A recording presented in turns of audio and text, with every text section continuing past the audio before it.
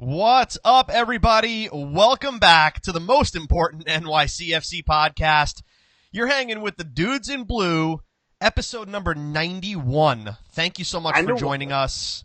I'm your host, Joe Amato, and alongside me, as always, Anthony Scarcello. What is up, everybody? Dude, what's happening, man? I am super excited about this episode, dude. Why's that? Because we're dropping something exclusive for the viewers tonight. I hope they're ready. I don't know if you can be ready for what we're going to drop drop tonight.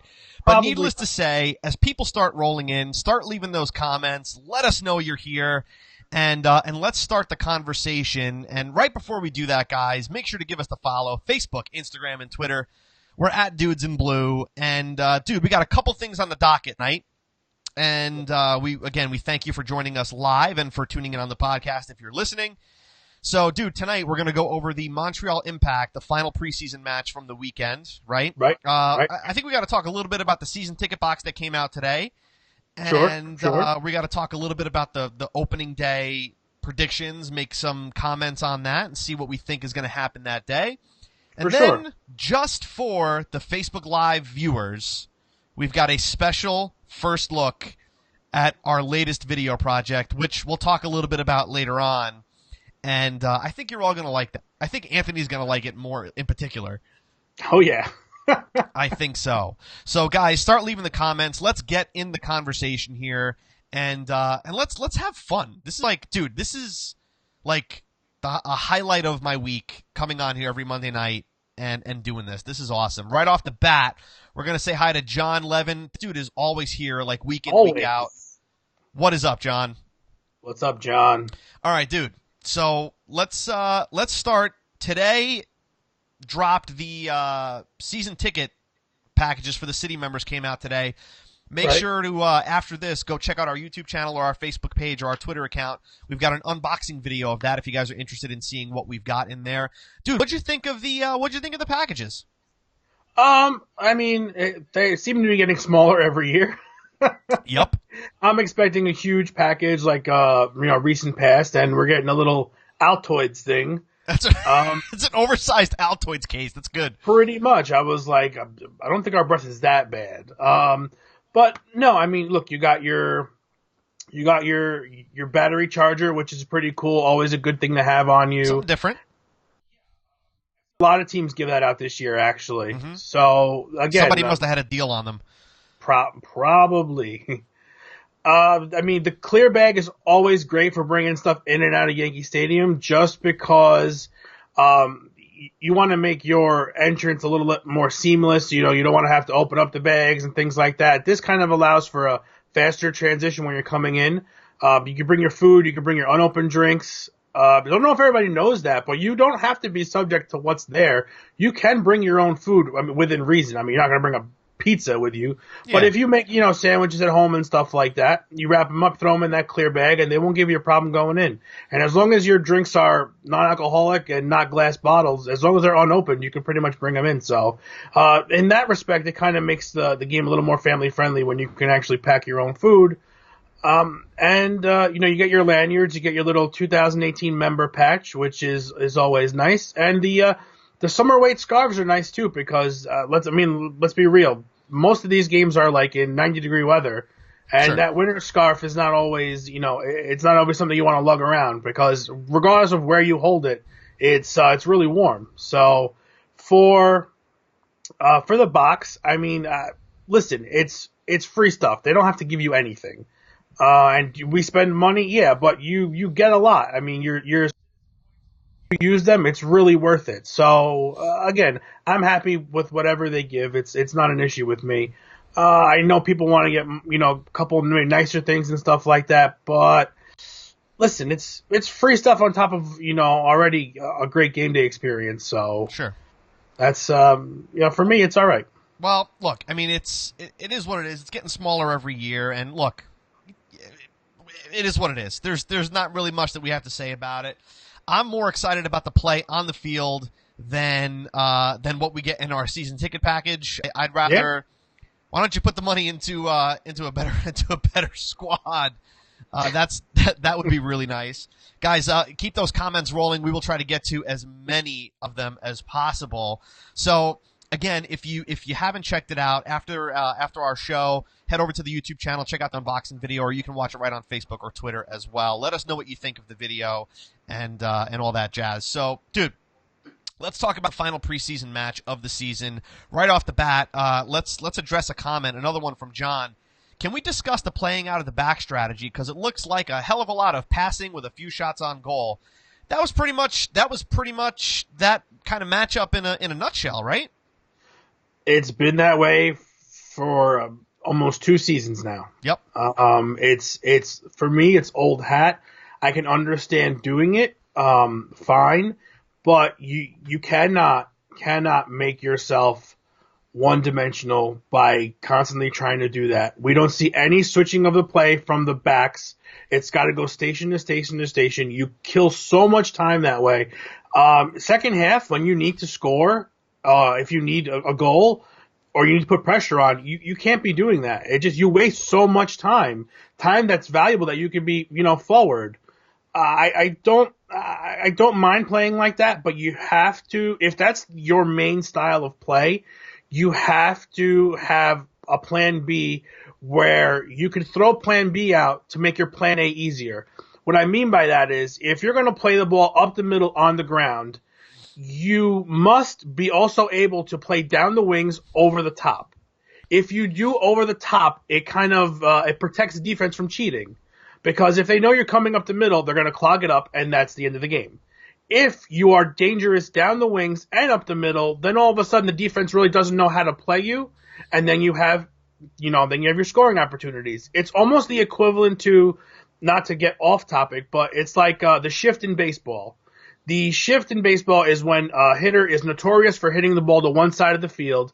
The defense will shift their players to play on that side of the field, thus making it out more likely. How do you stop that? You have to hit the ball the opposite direction. You have to learn how to bunt and go the opposite way. And that's what you need to do in soccer. You need to develop a plan B where if plan A is going straight ahead, you have to be able to throw the defense off by throwing in the deep balls now and then just to keep them from clogging it up. Okay, but all right. I understand that. Yes, we never really play the ball over the top. It's always kind of running right up the middle. But I don't really think, you look at a club like Manchester City or even Barcelona that plays that tiki-taka kind of play. Yeah. Three or four passes, you're in the box. I can appreciate possession if it's forward possession. It doesn't necessarily have to be over the top to try to trick the defense, right? Right, but give me the players on those 2 teams you just mentioned. No, I'm talking about style. If Vieira wants to play out of the back style, you have to have the personnel to do that. And I just don't think that this team is built strong enough that way where you can constantly do the same thing over results. It's just that we saw it all of last year. The second half of last year was abysmal when it came to offense. And I think again, this offense, we are way too passive of a team. It's everybody's looking to the next guy to do something, and it always ends up with David Villa. Yep. He's the end product of everything you're trying to do, and you cannot be that way. You cannot be one-dimensional, and one person cannot carry the entire team. You need a secondary and a tertiary. Tertiary, that's a good word right there. You're throwing in a $15 word there, dude. I thought about that all day long. You can't do it. I mean, the way David Villa plays is fantastic, and the talent is not matched by many people, which is fine. But I want to see someone else on this team with that amount of fire, with that amount of passion, that's going to take on somebody and try to get a shot for themselves, or try to draw 2 guys to them and get David Villa or Rodney Wallace or Jesus Medina open. I don't see that. I haven't seen that all preseason. I don't care about the results. I wanted to see somebody do that, and I didn't see anybody do it. No, and look, and preseason, if anything, is the time to do that. Yes. Is the time to try these guys out and see what, can Wallace put one in? Can Medina put one in? Can Morales put one in? Can Lewis do anything? They still relied on David Villa, almost even when he wasn't even on the pitch. It was like they were still looking for him even when he wasn't playing. You can't You cannot do that. It's just you could get away with it every once in a while, but you get figured out. You get figured out, and when you got 2 or 3 guys marking, the only man that takes a shot on the pitch, it ain't gonna happen. You're not gonna get a shot off, dude. We got to get to some comments here because they are rolling in here. Some bigger topics. Chris Martinez is saying that Vieira is only playing Wallace because of seniority. I don't really know how much seniority Wallace has, to be honest. I mean, age-wise, maybe, or MLS experience. Yeah, but I don't know. I mean, think about what he's done the last 2/3 of last season. I don't think it's a seniority thing, and I really. I don't know. I'd be surprised how much we see him, to be honest with you, as in the starting role. You can't do that. You can't afford to play seniority like that when someone younger or less experienced is going to give you more energy, is going to give you better runs. I want a team that's going to win. I don't care who it is. Yeah, exactly. Just a quick shout out. Quick shout out to Roddy Russell joining us. Haven't seen Roddy in a while. What's up, dude? The Rodman, the Rodmeister. Jorge is saying it's time for Jonathan Lewis. We've been saying this for a while, dude. I mean, like, it's. You've seen it. You've seen the flashes of it. You've seen the goal scoring. He did it last year. The life that he injects into the team when he comes out. Throw him out there. What's the worst that can happen? He's not going to give you anything worse than Rodney Wallace. No, I certainly don't think so. I don't. Dude, a little bit more about the match. I mean, right. This game that we saw on Saturday night against Montreal is probably lineup-wise very similar to what we're going to see on Sunday against Sporting Kansas City. Very similar, maybe with one or two swaps. Sure. I'm okay, I guess, with the lineup, but I'm not okay with the product that we've put out there. It looks like they just kind of carried over what they did at the end of last year into this year. I don't see anything new and exciting despite a couple of brand new faces on the field. Something's got to give, whether it's Medina injecting some fire into the squad or Morales picking up even bigger role than he's had, or somebody that's gonna take up one of those wing spots that is going to replace the Jack Harrison. What is it going to be that's going to spark this team that's not David Villa? Listen, the preseason was a time to see that. The preseason was time for these guys who are fighting for spots step it up to show something, and I didn't see anything. I just saw the same stuff as last year from the people that were there. David Villa looks like he's in midseason form, which is fantastic, and you know what you're going to get out of him. Maxey has looked much better in the couple games that we've seen him in. I like the way he's playing. His passes are connecting. He's getting there. Producing anything. And that's an issue when you've got players up top that need to finish. They need to find shots, and they need to be hungry. I don't see any hunger outside of David Villa. Jesus Medina is not impressive. Not impressive at all. I'll be honest with you. And we only saw a small sample. Yeah, sample size. Preseason. It's preseason, but individually you want to see these guys make strides in the preseason to know what you're going to get. I don't know what we're going to get out of this kid. Right. It's really hard to see what the potential is because we really haven't seen anything that dramatic. We've got a big comment here coming in from Giovanni. Very passive during preseason, he says. We constantly moved the ball very slowly back and forth along the back and midfield, kind of like we talked about, right, dude? Yeah. Nothing from the wingers either. Villa is Villa. Maybe Vieira told the team to hold back and just try to get their legs moving. That's maybe. But you had one game left, dude. You had one more game to field your best. Do you trust Jesus Medina out there? Like, do you know what he's bringing you? He's your DP. We haven't seen enough, though. We really haven't, right? I mean, we haven't, but the little I've seen, I needed to see more. Tinnerholm played well, but again, another issue I'm having is that they're on the field left and right. You've got this free form on defense where people are moving over, and then all of a sudden on offense, you've got Rodney Wallace playing on Rodney Wallace? Yeah, like listen, at this point it's ridiculous. You got people switching sides, and they're not building chemistry with the guys that usually play behind them. Right. There's a clear disconnect between Wallace and Tinnerholm.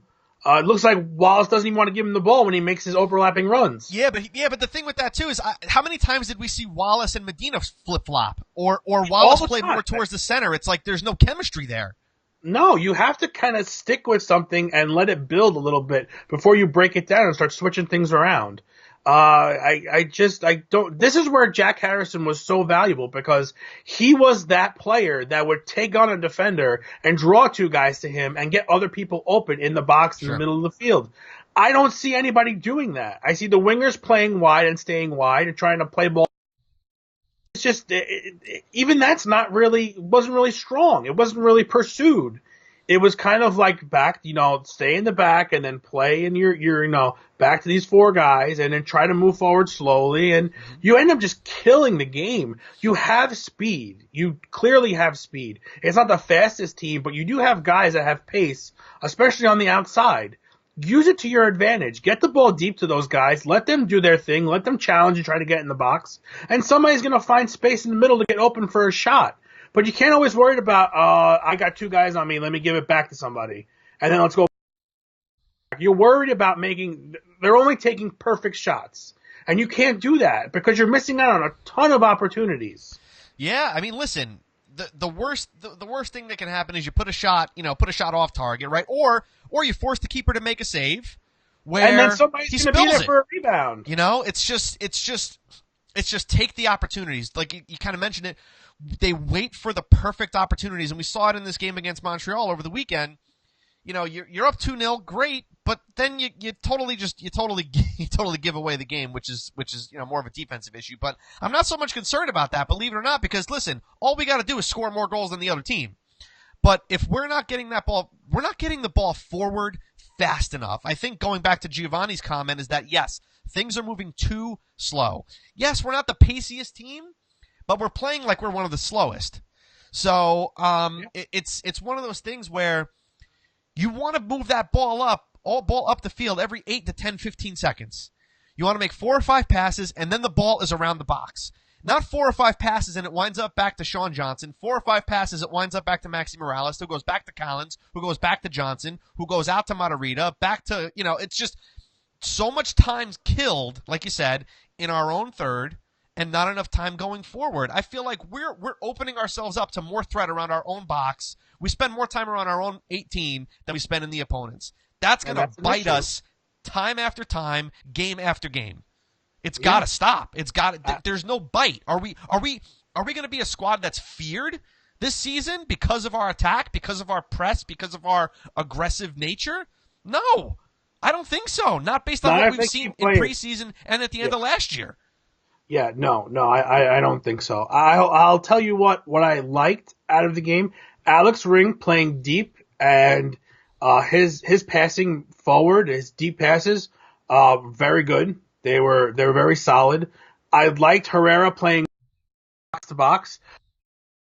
The offense, because he has his fair share of chances and he's just not putting the ball on target, and he's gonna have to if they're gonna if he's going to be a valuable option on the offensive side of the ball too.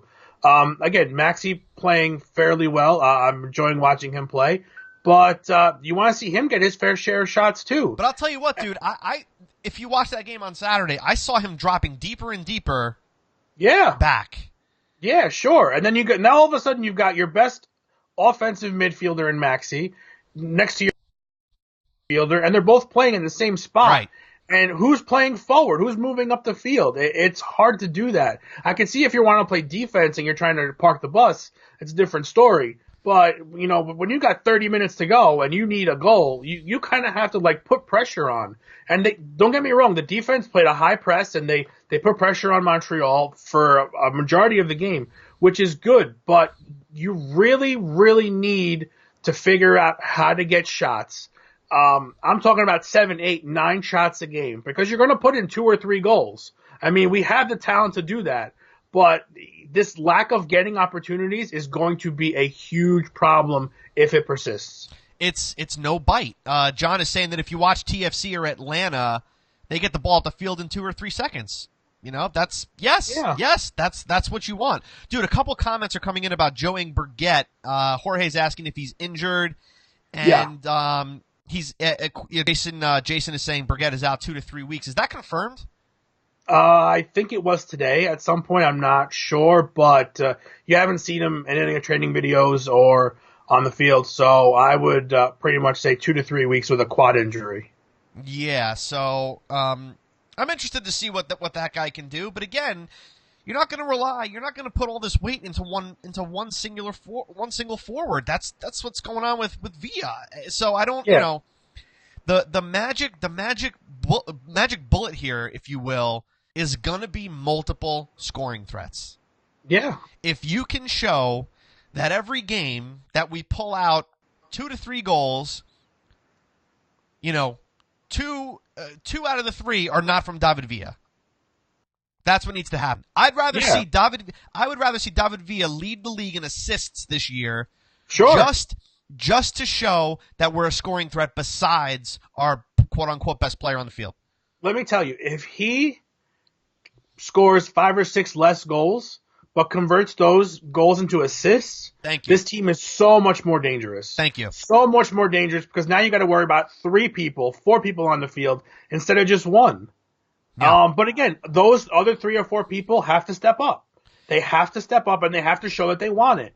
I want to see, Matarrita get down the field and get these crosses in. I want to see him try to take a shot every now and then when he has the opportunity. I want to see the guys in the middle, see the guys in the wings get into play and get into space. They played the ball into space fairly well against Montreal. But again, it's what you do with it afterwards. And afterwards, you're not getting the end product. You're like 2/3 of the way there. And if you can get that last third to go, you are dangerous. But it's got to be everybody involved. And we have to see people step up and get aggressive with this. They can't just be having that they're playing alongside David Villa because when he's gone, we need somebody to be the next David Villa. And if he's on this team, he's got to really show it this year.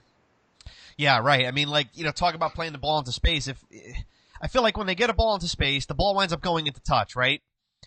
We get the ball, fantastic. We throw it in, it immediately winds up back on Sean Johnson's foot, even if it's in the attacking third. Yeah, you have to. Don't get me wrong. That's good when there's absolutely nothing going on and you can't get a pass because you're being surrounded by 2 or 3 guys. Every time. Exactly. That's what needs to change. You need to do it when it's necessary. But if your forwards and your attacking midfielders are moving around and giving you the options, there's too much walking going on, dude. I see a lot of walking happening, which is like, where's the bite? That's it. That's been our problem for a majority of the last 2 seasons. We'll go into stretches where 4 or 5 games we're killing it, and all of a sudden we'll just forget how to attack. We'll just totally forget how to do it. And it's just not acceptable. Not from a team at this level, not from a team that's supposed to be challenging for the Supporter Shield. No, not at all. This is not this is basically a shell of what we were towards the end of last season. From again, preseason. We're talking about preseason here, and I'm specifically talking about this Montreal game in particular because that was certainly, from what we saw, the best showing for this team all preseason. They did look much better. We'll say that. Much better. They looked world better. Okay. However, but that's not going to hold up. That's not going to hold up. Not at that level. Not at that level. No. Not at that level. Dude, they played Saturday the way that they played in say end of July or early August? September maybe, yeah. Maybe early September? Yeah, it's just you have these moments of great class, and it's just there's no finish, there's no bite, there's no I want to take this shot. It's I want to find somebody else to do it because I'm afraid to give up the ball. Or it's just not perfect, or the net is not open. But dude, I'm telling you, we're really good at doing something when the ball's not moving. David Villa's free kick was a thing of beauty. Dirty. The only problem with it, though, was that it was David Villa. Yeah. I wish somebody else scored that goal. I wish somebody else scored it. Yeah. I saw some comments on Twitter today. I think some people were talking about it. And why did we let Pirlo take our free kicks? Well, let's be honest. How many times did Pirlo get chances from that close? Frequently enough. frequently enough. Not many at all. Because we talked about it all the time. I constantly noticed it. He was always further away, and he had those couples, it was 2 years ago, where he hit the post and he put one in and things like that. But again, yes, David is very good at it, and they should have let him take a few more and put both of them on the ball, to be honest with you. But again, Pirlo's thing from there was always passing, getting the ball, trying to get the ball to Villa, because he's going to do something from inside that box that nobody else can do. Yeah, Steven saying, But let Ring take a free kick. Ring, listen, now score when a he nasty scored, one for the national team. Last year, that was ridiculous. That was absolutely insane. He was far out on that one. We're getting a request from Elmer to talk about some positives. Let's talk about some positives. Speaking of Alex Ring, the dude is an absolute beast. It's the first time that we've really seen him on the field, right? All preseason. He played like he was playing in the middle of the season. This guy is like part wolf. Like, he's just an animal. Absolutely He's ridiculous. Just the ability to track back and make a clean. He's so clean. He does pick up yellows over the course of the season, but for a majority of his challenges, he is a very clean player. Aggressive but clean. What more do you want out of this guy? He's amazing. Yeah, he's been absolutely amazing. I mean, he was that midfield rock last season, and as long as he doesn't get hurt, he's solid, man. He is leave him in the 11 every match and let him play 90 minutes. Do not mess with Alex Ring. Just leave him there, you know. He's fantastic player. It's a clear positive for me. I mean, it's just a clear positive. You know, you see some sparks from Tinnerholm here and there. There's some potential there. Matarrita looks like he's a little bit too much attacking minded. Kind of like we kind of saw that a little bit, not so much last year, but you know, just in general from him. But also can get back on defense. So, you know, Matarrita being in the 11 and at least the 18 is definitely a good thing. Chanel being back is also a big plus. That's big. That's really big. Yeah, he's so solid back there. He made Collins better. You know, even though Collins really stepped up when Chanel got injured. You know, dude, Giovanni is asking Ben Sweat or Matarrita. Yes. I don't. Yes. Pretty much. It's hard because situationally, it's yes and no. I mean, there's certain situations where Ben Sweat would thrive. You can't discount what Sweat did last year. You really can't. No, it's hard, you know. You can't, but I think Matarrita is a little more of the aggressive type player, where Ben Sweat's a little more calm and collected. And I think when you're lacking offense, you kind of need that aggression. Even though Ben Sweat did his fair share of offensive things last year, scored a ridiculous goal. Yeah, I just think that Matarrita's got a little bit more pace on him, and I think he's just a little more bite. But again, you've got to be able to get these guys forward, and you got to deploy them down the wings, and you've got to make them do work. You've got to get everybody hungry and aggressive on the page.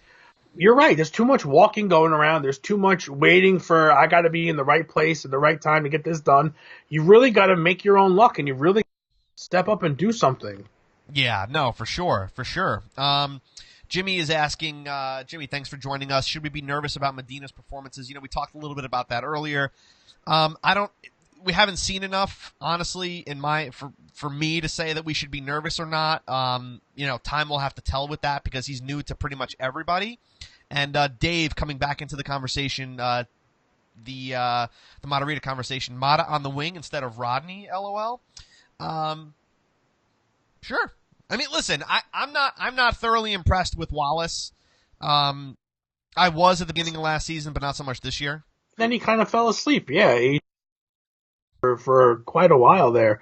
Listen, there's a lot of things that you can do, but that was what the preseason was for. And now, if you start messing around and you don't find something that works fast enough, you're 7 or 8 games in and you've won 2 and you're way behind everybody else, and it's really hard to catch up, especially when teams like Toronto are going to just keep winning constantly. I mean, they're a really good side. We've got some big threats, dude. You got to look at Atlanta, who, you know, who was dangerous last year, is going to be dangerous this year. The East is going to have some fight. I mean, if Chicago plays like they played for the better stretch of last season, it's going to be difficult. If the Red Bulls find their form, which, I mean, come on, they could be a bit of a challenge. Columbus looking Columbus-y, or Orlando. Anybody can beat anybody, and it's just a matter of, listen, we have problems with teams. We have problems with Salt Lake. We've had problems with Orlando. We've had problems with Toronto. You've got to solve these issues, and you've had ample time to do it. You've had the season and a half, 2 seasons already. You got to figure it out. How many against concrete before you think you're going to get through? Yeah. Yep. Yeah, for sure. You just gotta find what works, and you gotta stick with it and let it roll, let it gel, let the chemistry build. Yeah, so let's look a little bit ahead, dude, because we got some comments coming in regarding the upcoming season, some kind of what if kind of scenarios, and Sure. We're a few days away from opening day, Sunday, so it has begun, and so John is asking, which players do you see as the starting 11? And for me, I mean, it's hard. There's a couple of question marks. I really do believe you're going to see exactly what you saw on Saturday. I think that's pretty much going to be your starting 11. Yeah, it looks like it. I really do. John and Roddy are talking about a 3 in the back kind of situation. Not for me. I think this team has enough issues with 4 guys back there. I think playing with 3, you would have had to change over to it and stick with it throughout all of preseason. I just don't think. Listen, is it a strategy for later on in the game? Yes. When you need to. If you need to. Yeah. I don't think it's something where you're going to see it being explored just because you play through the back and you have to have those wide options being able to go forward. And if you're concentrated central, it just makes that much harder to get up the field. Yeah, I think the only real question mark for me when it comes to the 11 is probably Rodney Wallace, if I had to say. I mean, that's who we want to be replaced. If you're asking me who my 11 are, field minus Rodney Wallace, and I'm trying to put Jonathan Lewis up in that spot, or Ismail Tajuri. I think he played relatively well in preseason, enough to get a shot up there, and rotate the 3 of them if you must. But again, I'm not impressed with Wallace. Wasn't impressed with him for 3/4 of last year, except for the first few games where he actually did something. But again, if Patrick's going to play the seniority thing or the experience thing or not comfortable with Lewis, I just don't know what to tell everybody. It's that's the way it's going to be, and we don't agree with it. I don't think anybody agrees with it, but I mean, this is what we're going to have to do going forward, and it's not right because you've got somebody better, maybe not talent better or physically different, but you've got somebody that's going to show the energy. And the energy, I mean, this team did not look energetic at all throughout the entire preseason. Yep. And I understand the first couple games fine, but I want to see individual players show it so that way I know what we have going forward. And I just didn't see anything extravagant from anybody. Yeah, we've got some agreement here on the Wallace conversation. Coco is agreeing, take Wallace out. Jimmy's asking how many games until he's out, but I don't know. Listen, I mean, last year the only reason he didn't play was because he was hurt. Jorge is saying he will play because he needs to earn his spot for Costa Rica. I don't necessarily think that's. I cannot worry about Costa Rica. It's not our problem. It's not our problem. It's not.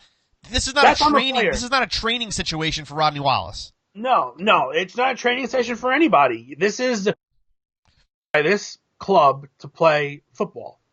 You're getting paid. This is your main focus. And if you play hard enough and earn it, your country calls you up, and that's a great honor. Don't get me wrong. I'm all for that. The more international, call-ups these guys get, it's great because it's just exposure. It's fantastic. I don't need you to earn your place there. You need to earn your place here first. Yeah, exactly. You have to earn it here first. Otherwise, you getting called up doesn't do anything. Yeah, John Levin is asking, who gets more minutes this year, Lewis or Tommy Mack? Definitely Jonathan Lewis. I'll play the other side. I'll say Tommy. I think Jonathan Lewis gets it just because Tommy, he brings that presence, but he doesn't bring that energy. He's that sleeper pick. He's that quiet guy that he'll find himself space and then he'll score a couple goals. But I think Lewis is going to be the guy you're going to look at that's going to have to change the game with his runs down the wing. Yeah, exactly. Yeah, David's bringing up a good point, dude, talking about the Wallace conversation. He doesn't think Vieira is worried about Costa Rica. He didn't play Mix when Mix was playing for the U.S.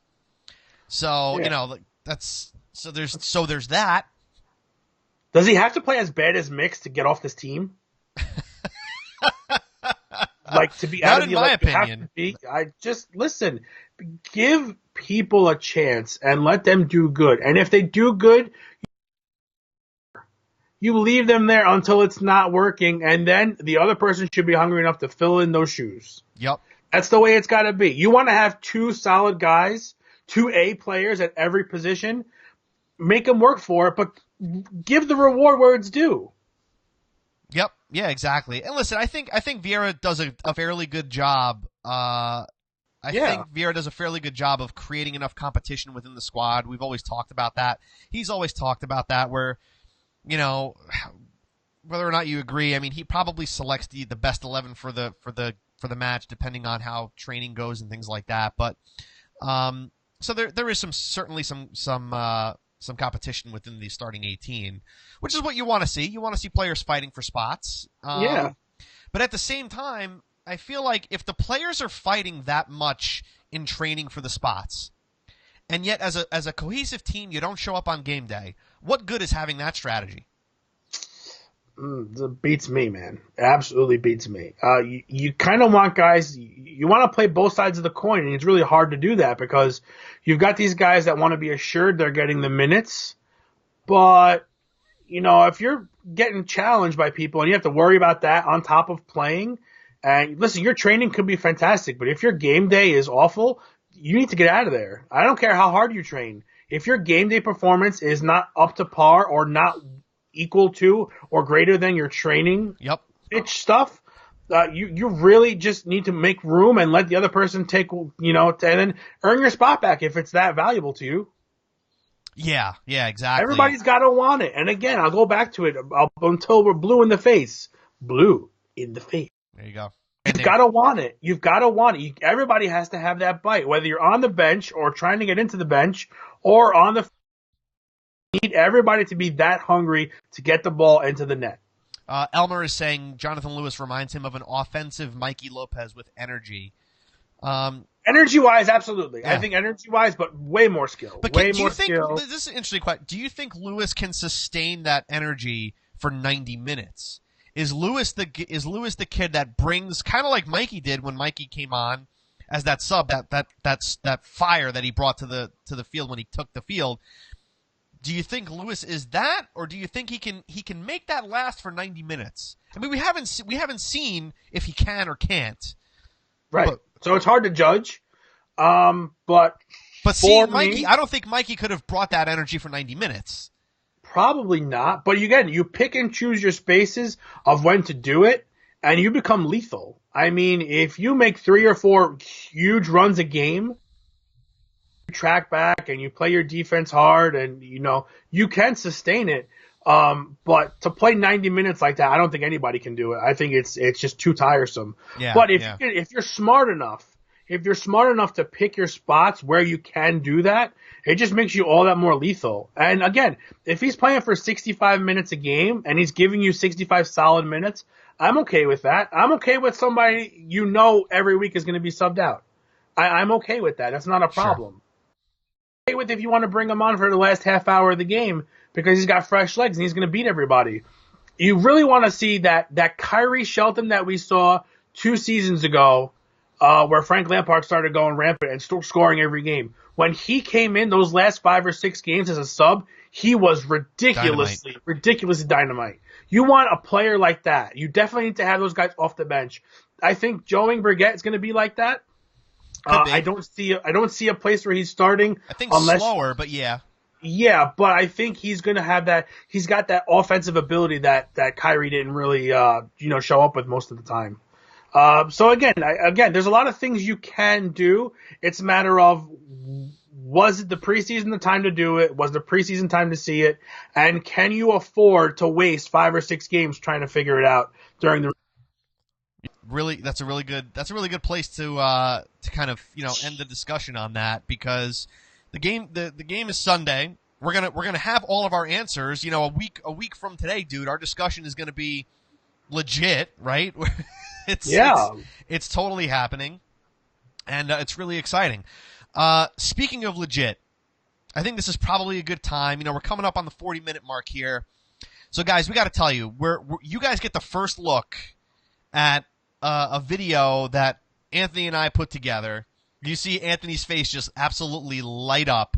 And if you guys have ever seen MTV Cribs, this is for the Cribs fans out there. A lot of you like to comment about the stuff Anthony's got behind him, and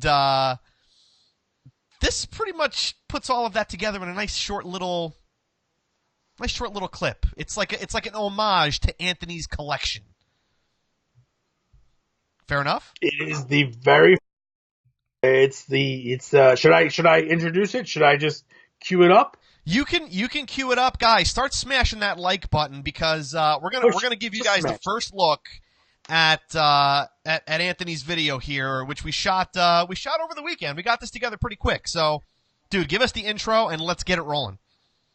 Ladies and gentlemen, for the first time, I give you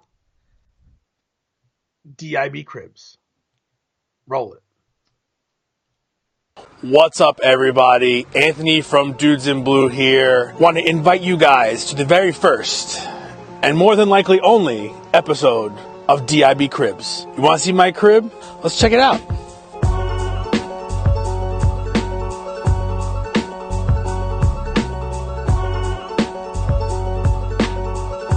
You guys ready? I know I am. Let's check out what we got.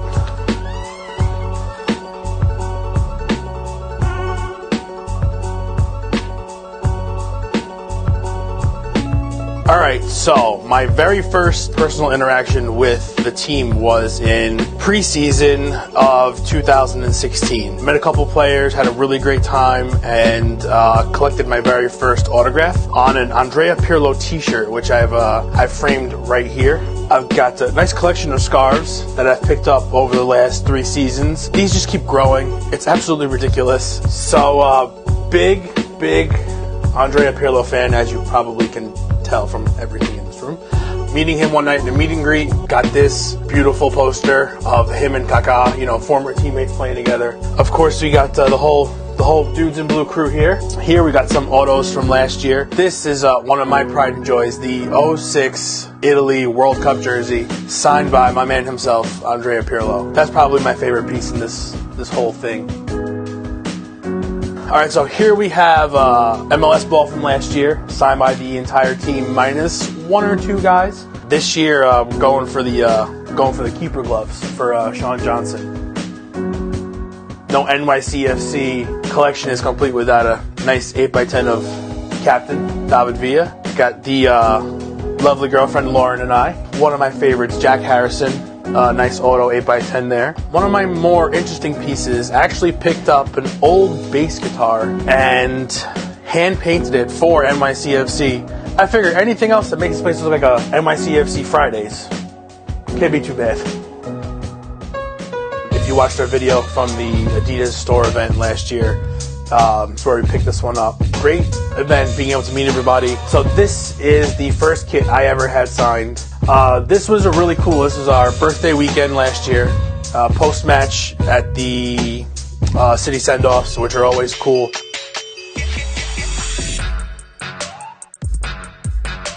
Alright, so this is what I call the game day station. Everything is pretty much some variation of blue.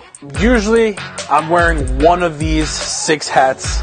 Big fan of the fitted, hate the snapbacks. Sorry guys, I know a lot of people like them, I just don't.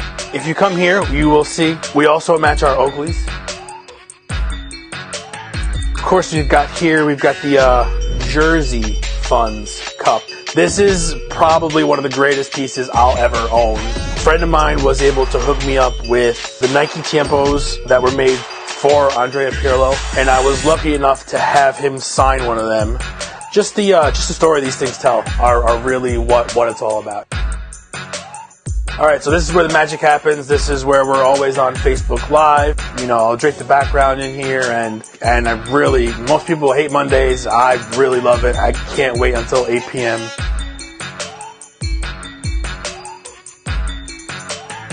Dude, we got to get the refrigerator shot. I don't have a refrigerator for us to go through. What else we got? I've got some cool stuff in the bathroom. They weren't kidding when they said everywhere we go.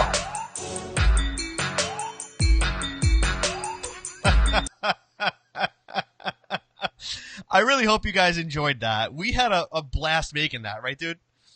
Yeah, listen, I got to give you props. I mean, you did a shooting everything, like seamless. I had so.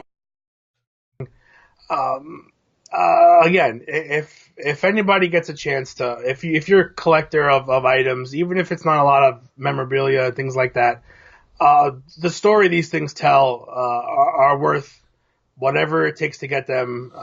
Me personally, I try not to buy anything autographed or anything like that. I usually like to try to do it myself, just because the places it brings you is just fantastic. But I really hope everybody enjoyed that. It's just a little look into what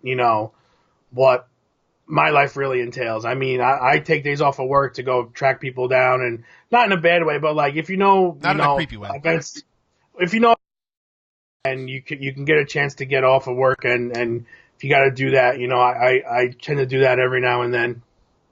And just for me, it's a lot of fun, talking to these guys and getting to know them a little bit more. None of this stuff is through Dudes in Blue. It's as media, you're not allowed to ask for anything like that. So this is all if we get stuff, anything, man. It's all on our own time. We have to go out and put the legwork in to get it. So I'm really proud of what I've got so far, and hope to add to it this season. There's no way that I'm going to be able to match that. Like, there's no way I'm going to be able to do that. It's absolutely ridiculous. Listen, you get city points to go to events, to go to trainings and things like that. These guys are really super friendly. They don't have a problem with any fans. If you have any questions, you could always at me on whatever social media platform you want. I usually respond fairly quickly if you have any questions. If you need help framing a jersey, or if you need help, what size shirt should I buy to frame, or, where's the best place to do this or that. I'm always available, always willing to help. And if anybody needs help with anything, or you want to know more about an item, how I got it, or, where it's from and things like that, feel free to I just shoot me a message. Twitter handle, so make sure to give Anthony a follow on Twitter, and I'm sure he's happy to help you. Absolutely. How he gets the goodies that he gets, guys. I really hope you guys enjoyed this episode. Thanks so much for watching our first and only Dudes in Blue Cribs. Cribs Dudes in Blue edition. We appreciate it. If you guys are not already, please give us the follow: Facebook, Instagram, and Twitter. Also, follow us on YouTube as well. That's where we drop videos on a regular basis, including these episodes if you're not catching the whole thing. And, just let us know what you think of this, guys. The feedback is super, super important to us. It really helps us shape the way the show is going to be growing. And especially as the season goes on, we want to bring you more content just like that video, just like the unboxing, just like this. We love doing this kind of stuff. So the reviews are greatly, greatly appreciated on Facebook or iTunes or wherever that you're listening to or watching Dudes in Blue. It's greatly, greatly appreciated. Let's get just a couple quick comments here, dude. Coco, is it the weekend yet? Almost. It's the weekend somewhere. No, that doesn't work. I don't think so, but maybe. Close. Amanda is saying she lives out of state and will never get to go to training events. But, Amanda, if you live in a state where there is a soccer team that NYCFC will travel to... that's your best bet. That's your best bet. contact somebody that's a fan of your local team, and if you can get a hold of somebody that is a big autographer, things like that, don't hesitate to ask them a question. Do you They're have always the fan services account? yeah. Everybody's really willing to give you kind of an idea of what's going on where. And you go and don't be afraid to ask. Don't go greedy with like 6 million things because you don't want to be that person. Yeah. But if you have something you're really getting signed or just take pictures, I love pictures with everybody. I don't have them up because there's just too many. But again, if you're just looking to meet players and shoot the breeze for a little bit and maybe There's get an autograph there are opportunities. There's plenty of opportunities. So, yeah, it's fun. It's fun to do as fans and to be able to get that kind of stuff. I don't get to do it as often as Anthony does, which is unfortunate, but that's all right. I've hooked you up in a few things. We got some stuff. We got some stuff here. It's not. We got some stuff. There's no room dedicated to it, but I got some stuff. Well, guys. Not yet. That's right, not yet. It's very true. Guys, thank you so much for joining us this episode 91. This has been absolutely fantastic. Thank you for all the love and the support you guys are giving us. Season hasn't even started yet, but we're only a few days away for it to kick off here. We are so excited for it. Thank you guys again. Facebook, Instagram, Twitter, we're at Dudes in Blue. Subscribe to the YouTube channel. Leave us the reviews. I'm asking you guys to do a lot, but it's the least you could do for the Dudes in Blue. That rhymes. All right, Dr. Guys, thank you so much. Until next week, same time, 8 p.m. on Facebook Live. We will see you guys next week, but until then, stay blue. Peace.